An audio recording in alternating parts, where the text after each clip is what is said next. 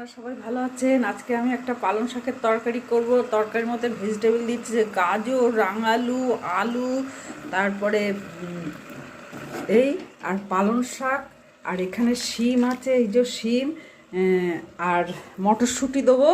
আর মশলার মধ্যে দেবো এই পেঁয়াজ, আদা, ধনে, জিরে, হলুদ, আর লঙ্কা, নুন, হলুদ, মিষ্টি তো আছেই। ফোড়ন, তেজপাতা, শুকনো লঙ্কা দিয়েছি। এবার এই বেগুনটা ঢেলে দেবো আর মটরশুঁটি দেবো। আর এই সবজি সেদ্ধ প্রেসারে একটা সিটি দিয়েছি। সেদ্ধ করতে হবে, সবজি যেন বেশি গলে না যায় সেদিকে লক্ষ্য রাখতে হবে।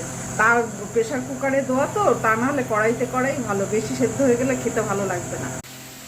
এই বেগুনটা ভাজছি, এই সবজিটা সেদ্ধ হয়ে গেছে, ঢেলে দেবো লাস্টে মিষ্টি দিয়ে আর একটু আটা দিয়ে নামাবো।